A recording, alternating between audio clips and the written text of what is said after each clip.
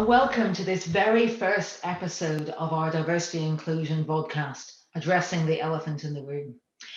I'm Lindsay Bridges, and over this next series of episodes, I'm going to be talking you through DHL Supply Chain UK and Ireland's approach to diversity and inclusion. Through this, I will be discussing with colleagues around our business some of the areas of diversity and inclusion that we're trying to address on our journey. So today, in this first episode, I'm delighted to have DHL Supply Chain UK and Ireland's COO, Dan Peacock, in this episode, leading from the top. And Dan, you've agreed to step up and sponsor this agenda for the business. But I'm really curious, and I'm going to kick off with a very direct question. You're a straight white guy. Why have you volunteered to lead the diversity and inclusion agenda? Well, firstly, thank you for inviting me onto this series, Lindsay. Really excited to see the work you're doing and looking forward to the next sessions. Listen, this is a business reality. We're a global organisation. We work in multiple different countries. We have a very diverse workforce. We have a very diverse industry. And it's absolutely something that's core to our agenda and a key priority for us for 2025. As we move through and look to address and change. So it just felt a great opportunity to get stuck into something that is so important and so necessary for us as an organisation. And so Dan, that's the kind of business reason for doing this, but what about you personally? Why are you passionate about this agenda? For me, Lindsay, this is something that is it's taken some time to really learn and understand. I like you said, a white, straight, able-bodied individual, and I recognise and have spent time recognising and understanding better about the privileges that come with that, and actually something that it was maybe not something I was particularly aware of, and spent time understanding, and actually as I've become more aware, been more curious about understanding those privileges. It's really compelled me to realise the importance that leading from the top and how I can actually have a dramatic impact on moving the agenda forward and really making sustainable cultural change as part of that. So absolutely, Dan. And, you know, if you just think about the industry that we do work in, as you said, predominantly white, predominantly male. In DHL Supply Chain UK and Ireland, we're actually 79% male within our business, 21% female. But interestingly, our management population is actually slightly higher than that. So that means our colleague and driver workforce is probably where we've got a much stronger male bias within that business. Our management teams average between 25 to 30% female, depending on the level of management as we go through. I think we've been spending some time really understanding the workforce, the demographic, and really trying to understand where we may have problems, Lindsay. You know, it is very much a learning process, and we can see, as you've talked to, that we've got clear opportunities within our teams, within management layers or our workforce, to do something different. And what I want to do is take on that difficult question and really try and get under the skin of why that is. Why is that? And what can we do about it? It just makes you know, that if you take the research that's been undertaken, I've done a lot of reading more on this, and you can see that actually a much more diverse and inclusive organisation will have huge benefits. And we can see that actually by having that more inclusive type environment, we will see coming through in our organisation a much higher performance, and that's something I'm really excited to go after and really understand better, and how we take out some of the prejudice in our processes, with some of the things that we're not even aware that are creating potentially a less inclusive environment. Yeah, absolutely. I mean, when you think about the workforce that we have, or the industry that we have, there's clearly a level of bias in our recruitment processes an affinity bias, because our network, and if we go and look for people who've got logistic experience, we're fishing from that same pool, and we're still looking at people who are predominantly white, predominantly male. How do you think we can start to overcome some of that challenge within the supply chain business in the UK? Yeah, I think well, firstly, we've got to take away some of the stereotypes that as an industry we've created. I mean, we refer to job roles in terms of that there is a gender associated with it. Let's give an example, like two-man home delivery. That is something that is very common, and we talk about that. And inadvertently, we're creating an exclusion and saying that's a male role. That just feels very strange when you challenge yourself and really look at this. So I think in terms of how we start to make inroads, I think firstly we've got to, we are, as we said already, very male dominated and white dominated, and we need to start to get the conversation going. We need to start challenging each other and being more comfortable with having this type of conversation. And it's something that is we're going on a learning journey on it. We're not mature in this space at this point, but actually starting to generate the discussion, starting to challenge each other, and doing that in a way which is very much doesn't create that sort of defensiveness that may take place. And there may be some training, and we've certainly launched training already, but that's only one small part, I feel, of starting that whole journey, that cultural movement that we're looking to achieve. I completely agree with you. I mean, it is part of the culture change that we are working to bring in our business, isn't it? And, we need to have diversity in terms of the numbers, the statistics, if you like, and then we need to think about inclusion. How do those people feel like they can bring their best selves to work every day?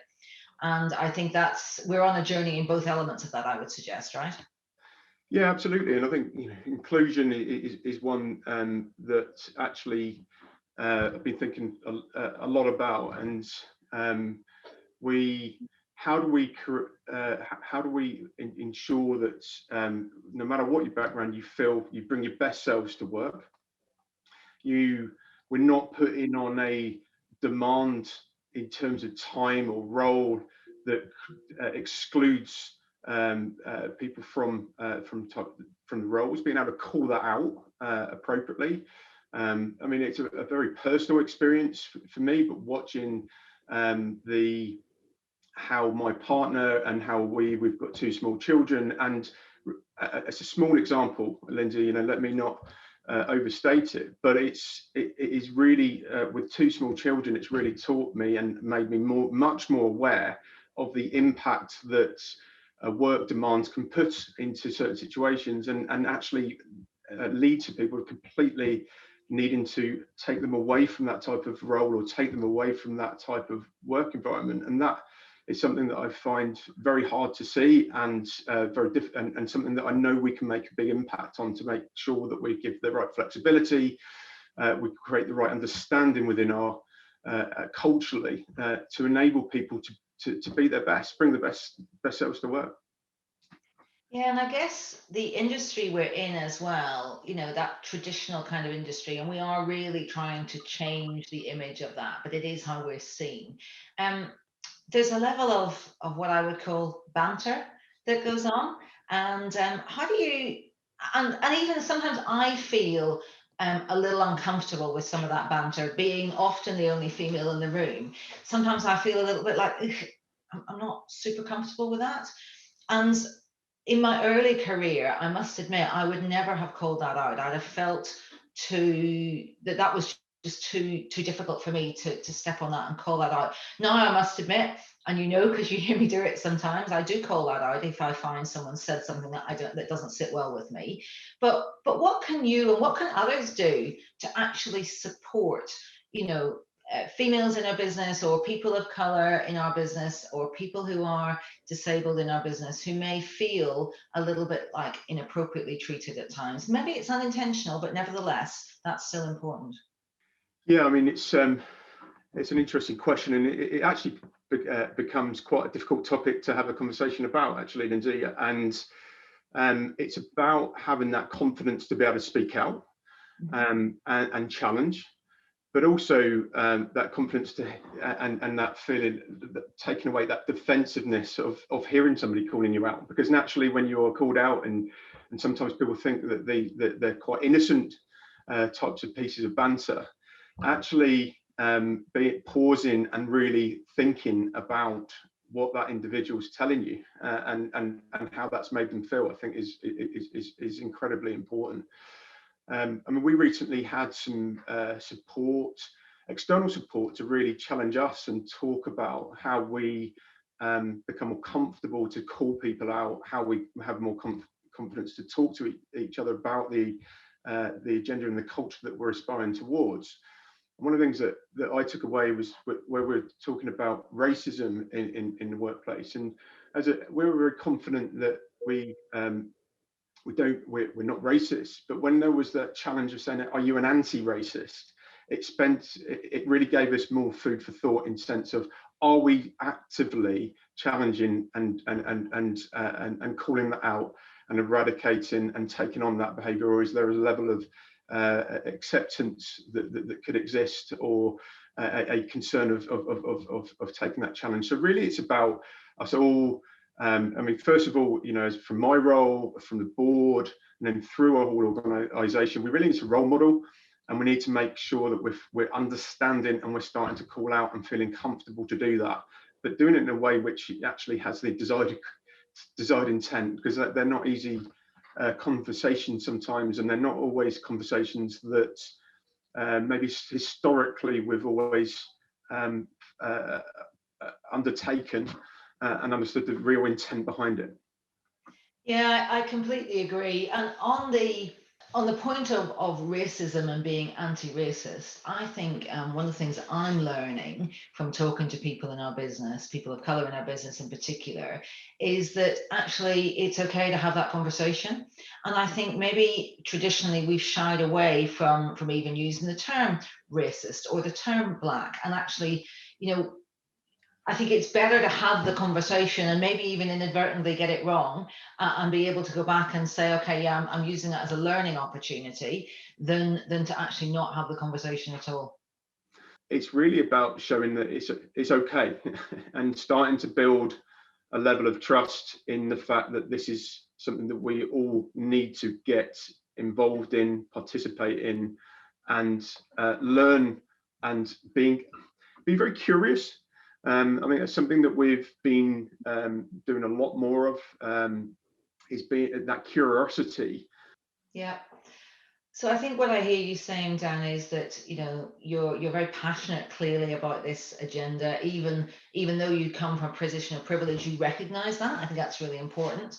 I think I hear you also say that, you know, you recognize the industry is inherently traditionally white and male, and therefore we're working within that space. So we've got work to do to change that, looking at our processes, looking at taking out bias, and I think probably challenging ourselves to be a little bit brave in our recruitment and not always just recruit from that same pool. I can completely agree, Lindsay. And I think just to add to the taking bold decisions around recruitment, I think one of the areas that I talked about, some training we're undertaking, we're looking and we're certainly bringing much more awareness about biases that exist within our culture. And one of the ones that really resonated, or a couple that really resonated with me, was that confirmation bias, the affinity bias that comes with the recruitment process, and actually understanding that better and challenging, therefore, myself, and therefore, you know, all of us need to challenge ourselves to be bolder and to recognise that bias exists, will really help us alongside the process changes, alongside some of the other work that we know we need to undertake. But actually, if we don't address that and we don't create more awareness of it, maybe those processes and those other changes that we make will not have the impact that we need them to. So Dan, you're right, talking about actually moving things forward within the business, looking at the training we're doing, looking at some of the processes that we have, calling out some of the things that we see that maybe traditionally would have been okay and acceptable, and maybe we're now learning and realizing that aren't.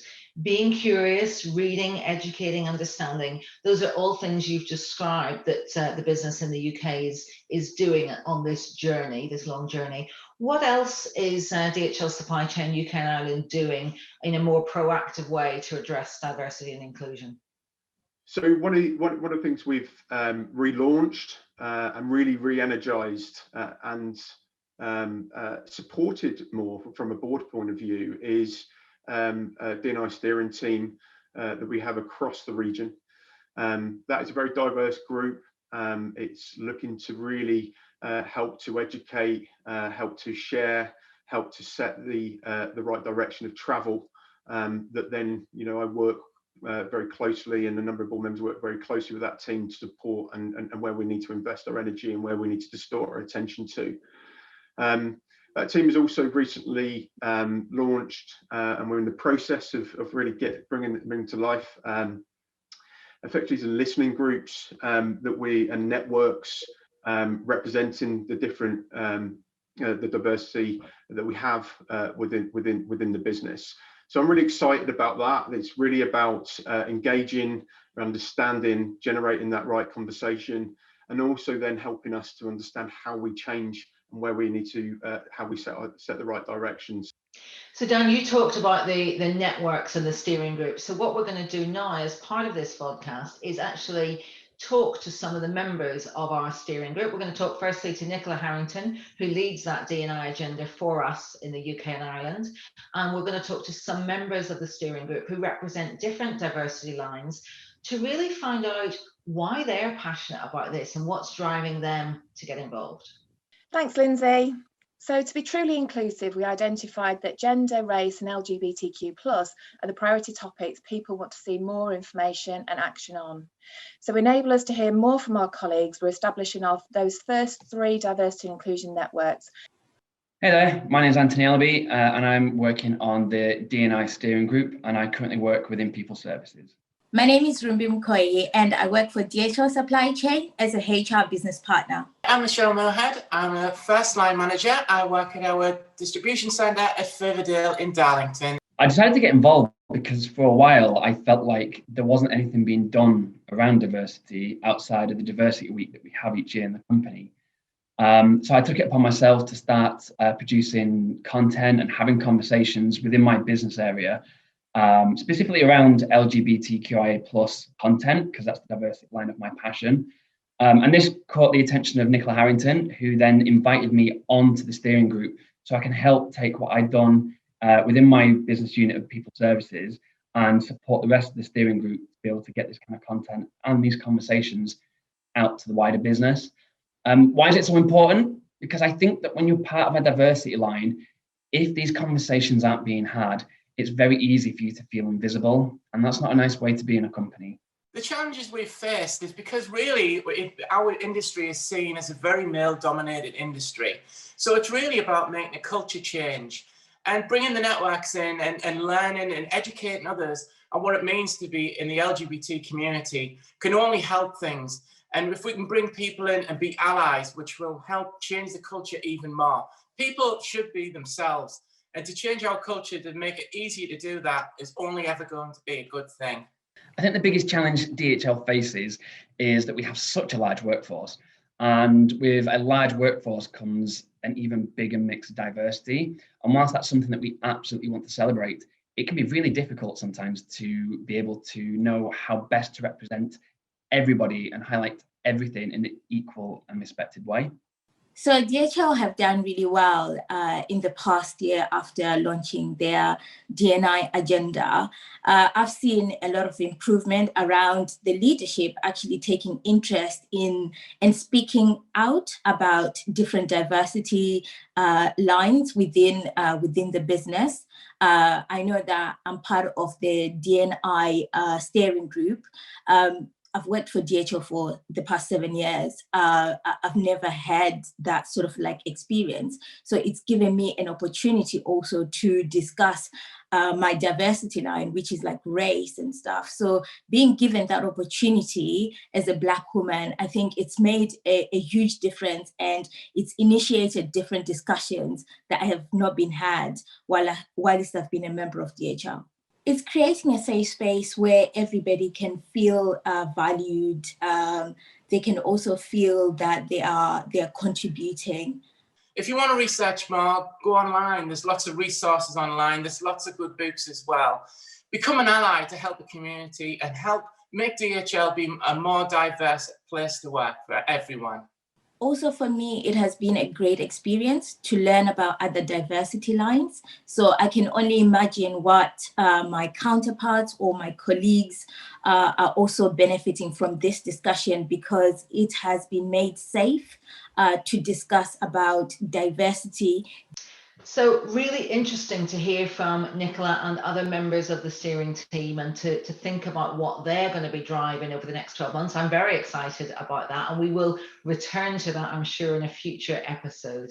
So thank you to them for sharing that. And Dan, thank you to you for coming on today and for really sharing a little bit about yourself and your own reasons for spearheading this within the business, and giving us some really, really personal insights into the challenges that we face and how we are working to overcome those. And as you said, this is a marathon, it's not a sprint. This is a longer term cultural change that we want to drive within our business by increasing the diversity of our population and making sure that this business feels inclusive. It feels like a place where people want to bring their best selves to work every day without any fear or concern. And that's definitely what we aspire to. Thank you.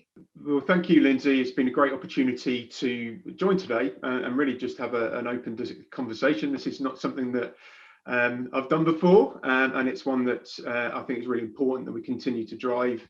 I'm really excited. I said it earlier, this will be a long journey. It will be one that I will ensure is sustainable, and very much one that we can actually see true change through our organisation and really support the industry through a very important area, which I think will have huge benefit to all of us and to all of our workforces that exist within and work within such an important and fundamental area. So thank you again, and good luck with the rest of your series. Thank you. So in terms of the next episode, what we've got coming up for you next is Building the Future. So listen out for episode number 2 coming next month, where I'll be talking to some of our future leader graduates from within DHL Supply Chain UK business. They're on our graduate scheme and they're very passionate to talk about their own personal development journey.